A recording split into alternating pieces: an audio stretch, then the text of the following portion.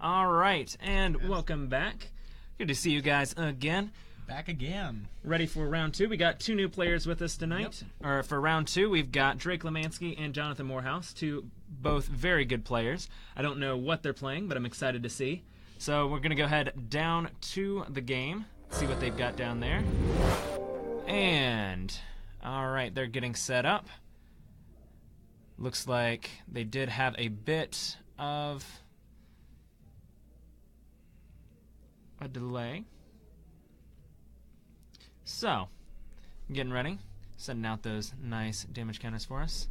Yes, we're gonna make sure the get them started. It's not -3 minutes on that clock. Thank you. All right, and as soon as they're ready to go, I can give them the go-ahead. Once Drake finishes shuffling, that'd be just swell. May I say, what nice sleeves. That is a great color sleeves. Oh, yes. Like a baby blue eggshell, maybe, teal. Alright, so they are ready, and we're gonna get this show on the road.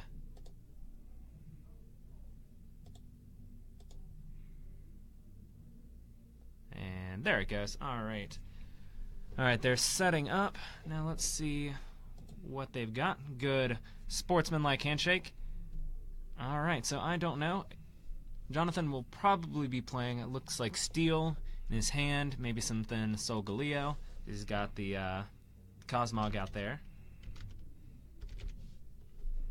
And then I have no idea what Drake's playing because he unfortunately had to start with a Tapu Lele, which is not fun. You don't get to use that ability if you have to start with it. Alright, so Jonathan's starting off. What's he got? He's got the Ultra Ball. Are there mulligans in this hand? Yes. In this game? Yes, there are mulligans. You have to have a basic Pokemon, and you can't choose not to. So, clearly, like, starting with Tapu Lele GX is not the ideal start for a game. So, unfortunately, that was his only basic Pokemon, so he had to play it. And that's how he had to start the game. But if you have no basic Pokemon, if you have a bunch of Stage 1s, Stage 2s, or just nothing in your hand that you can play, it's a mulligan. You show your hand to your opponent, you shuffle it again, and they get to draw one extra card, or get the option to draw an extra card, up to the number of mulligans you have, and it's all or nothing. So they either take all the mulligan cards or no cards. Okay. So if you mulligan 47 times and they take all the cards, that was off the top of my head. I have no idea. Oh, yeah, that would be, 6 in the hand, 14. I'm good. Math's awesome. 47 mulligans in a row, which usually never happens in a competitive setting. Usually they do a scenario called Judge Ball, where after like 5 or 6 mulligans, the judge comes over, looks for the first basic Pokemon they can find in the deck, puts it in your hand, and gives you whatever 6 other cards, and you go with that. Okay. Just to keep the game going and the whole event running smoothly. Yeah. Otherwise, people would play these ridiculous decks with one basic Pokemon and 59 energy, aka Guzzlord, which was fun during pre-release season. It was interesting. But, alright. Yeah, he's definitely got a good setup going there with Bridget got him his basic Pokemon on the bench. I'm not quite sure what that one is all the way over to the right. But, you know, you live and you learn. Alright, so let's see if Drake can get any help on the bench. He's gonna use another Tapu Lele. Maybe he's just playing a pure Tapu Lele deck. Who knows? It could be. No, he's playing the Bridget. He's gonna set up. He's got Tapu Koko GX, or regular baby Tapu Koko. Looks like, what is that? Is that baby Eviltal? It's red. Good catch. Maybe? It looks like him, but the attacks don't look right. I wish we had like a zoom function. That'd be nifty. We'll find out. Actually, no. You know, I believe he's playing that Zoroark deck, which should be. There she is, right there. Okay, so yeah, he's definitely playing Stampede for 10 and Ram for 20. Yeah, but what he's setting up for is the real juicy piece of work. So it sets up, and I don't know if this is the one with 2 Galicipods in it or not, but how it works, you set up Zoroark GX. It's a wonderfully fun Pokemon. Once during your turn, you can discard a card from your hand and draw 2 cards. So if you have a whole bunch of them, you can just go through your deck, get the things you need. And then it does, for 2 energy, it does 20 damage times the number of Pokemon, each of your Pokemon in play. So if you have a full bench and an active, it'll do 120, which is nice for 2 energy. And only being a Stage 1 GX, that's a pretty good way to set up. Yeah. Words are hard to, come to. Alright, so it seems like a pretty even setup right now. Now we're getting into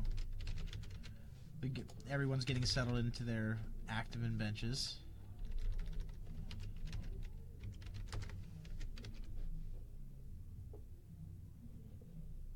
So we definitely are playing a Zoroark. Oh yes. So what do you see? What do you see the outcome of this deck? Which one do you think's the more like that has a better outcome? I'm not sure. Well, I know very recently this deck that Drake's playing won the European Internationals.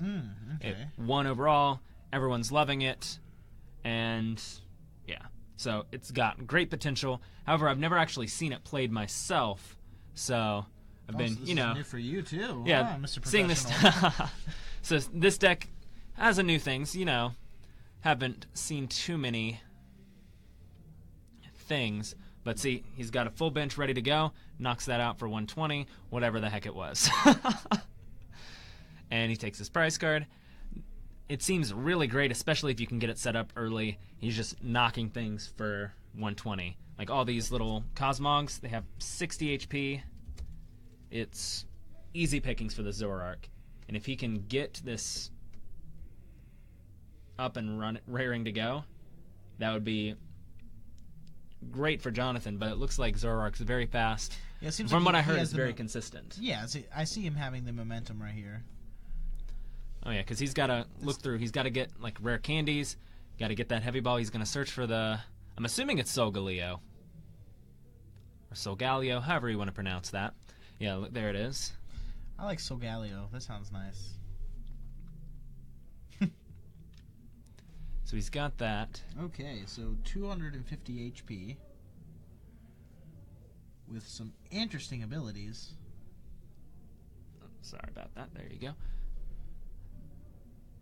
He's got that Ultra Road.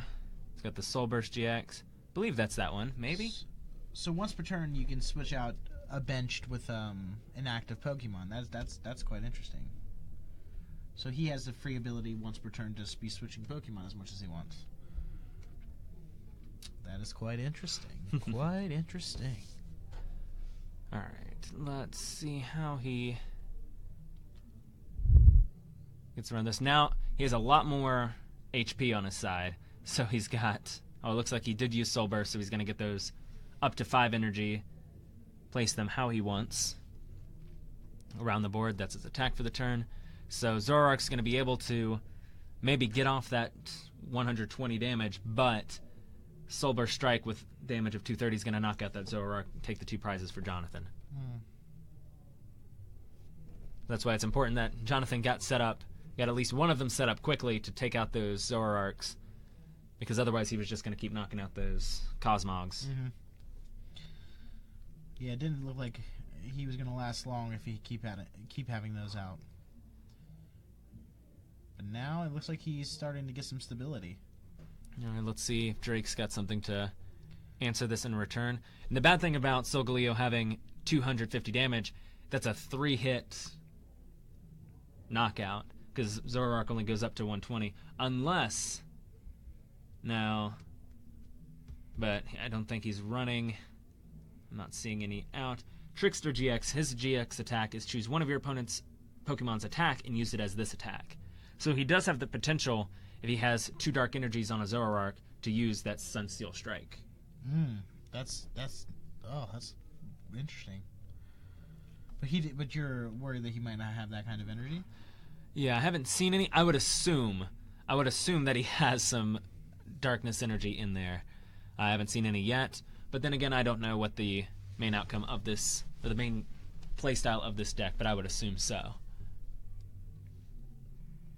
Speaking for all you Pokemon goers out there, I believe Pokemon Go has double XP. Oh yeah, that double XP. Yeah, it was a really nice world event. All of them coming together. If they hit, I think, 3 billion, they'll release Farfetch'd here in the United States. Ooh, that sounds like fun. So everyone, get your phones out later. Now, let's see. You lay down Drampa GX, which is a fun little basic GX. So you can discard special energies for 1 energy. So it looks like he's going to retreat. Or no, he knocked that out. Excuse me. Eyes aren't what they used to be. But for 1 energy, you can do 20 damage and discard a special energy for a deck that runs double colorless. If you lose all those double colorless, you're going to be in a much less advantageous position. Now, let's see what he chooses to do. He's going to use the Puzzle of Time. Look at the top 3, see what he's got to work with up there.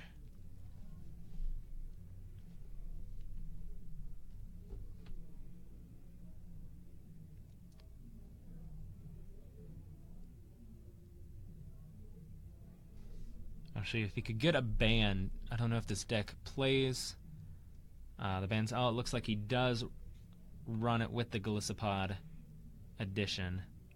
So, what trainer card did he just play? He played Bridget. So that's the one, which is, I guess he really wants to look for that.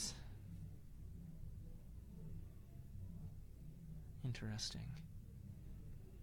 He's going to look for either 3 basics or an EX, or GXs count as 1. Yeah. Okay, so he can get 3 basics or 1 GX. Or 1 EX. 1 EX, okay. GXs count as the anywhere in the 3 basics because this card came out before the advent of the GXs. Okay. So it's really nice for ones that run a lot of GXs.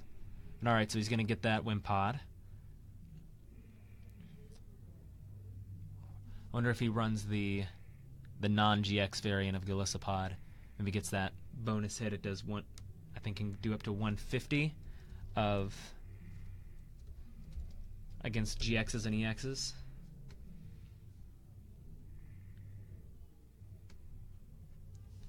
Yeah, if your opponent's an active GX or an EX, it does 70 more damage for a total of 150. Okay, he's doing an interesting price trade here. So he uses little Tapu Koko, does 20 to everything.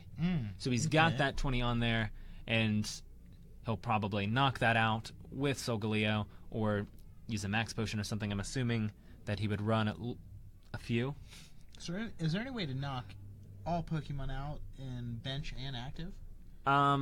It's possible, but I don't think it would ever happen. Like, you could load it up and like hit each Pokemon precisely so that you could do a sweep of 20 and knock out all the Pokemon. But with the meticulousness and the time that goes into that, by the time you set that up, either your opponent will have healed them up or already won the game, because that would take too much time really to do anything. Yeah, okay, so it can't get established fast enough is what you're saying. Yeah. I mean, it's within the realm of possibility, but yeah, there is that Max Potion, things like that happen, heal all that off. So that effort to that little extra damage with Tapu Koko was in vain with that. But if you could hit a few more, which will probably get knocked out on this next turn, spread a few more, you could theoretically with that just knock out a whole bunch of 60s if you got that attack off multiple times. So Sycamore, get a new hand. Let's see what he's going with. So yeah, he's not going to Guzma anything up, so he's just going to likely adding some energy. Stall because he doesn't have any energies on that because of the Max Potion. He's going to... So you can't heal and add energy at the same time? Well, the Max Potion, you can heal all that damage off of it, but at the cost of discarding all the energy attached. Okay. So that's kind of the turnaround with that. Yeah, so we knocked that out with Drampa's Berserk attack. Or maybe. Did it have damage counters on it? That's odd.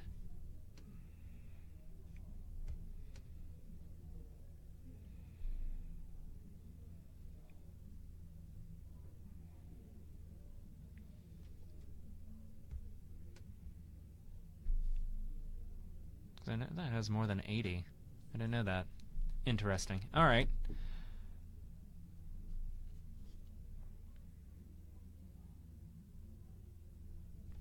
It's going to use that. See that Ultra Road switch out very quickly. That's a nice ability to have in this situation. Oh, yeah. Quick swap.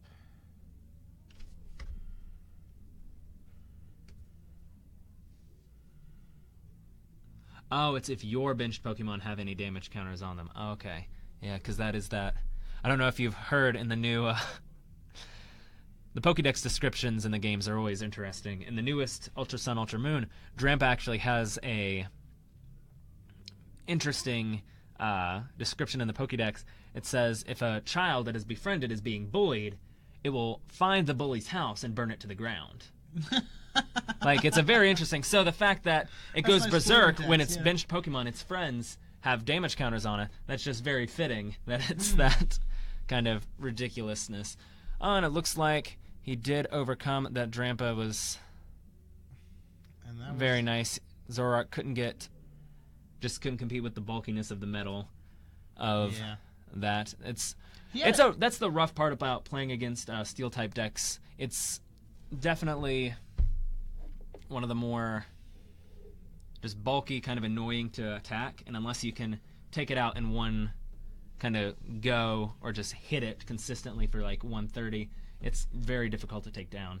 Yeah, but it did seem for a while as the Zoroark deck had a nice start. It had a very nice start. It was killing off things pretty quickly. He got one of his first prize cards within like the first 30 seconds of the game. Yeah, it looked like it set up very quickly. Yeah. It was consistent. He was able to set that up, although he did have to start with the Tapu Lele, which did kind of hurt the initial setup. Slow start, yeah. And that takes away one of the Tapu Leles that he can use to search for the supporters he needs, which would have helped him down the road. I definitely like the deck. I like the idea. It definitely sets up card quickly. Well, it's obviously a good deck when it wins an entire competition. I enjoy steel type decks. I think they're very bulky. I haven't personally figured out a way to like consistently go against some fire types. Fire types are going to be huge because in this next set coming out, there's so much steel support. There's so many cards that are just either just very good metal type Pokemon or help them out in some way. So fire is going to see a big boost in playability when the steel comes out. Okay. They've kind of overcorrected. There's a Gardevoir GX that was just dominant in the meta. And so now they're like, oh, let's overcorrect, let's add some weakness to it, give steel. So now steel's going to be very prevalent, but then also fire's coming back, which I don't want to say coming back. It's here. It's here in a very prevalent way, but it's going to be much more viable. Yeah, we'll find more use in it. Yeah, but yeah, so that was a great round. Very quick too. Most of these games have been pretty quick. Yeah, even though they have 30 minutes, they're finishing them up in like. Which is nice. 15s. Yeah. So we're seeing one round per matchup. Is that how this? Yeah. Tonight we're playing 5 rounds of best of ones in some tournaments. Here's some knocking. All right. I don't know what they're doing, but we're gonna go talk to them downstairs, and we'll be back with round 3 shortly. Meet our dinosaur. Stay tuned.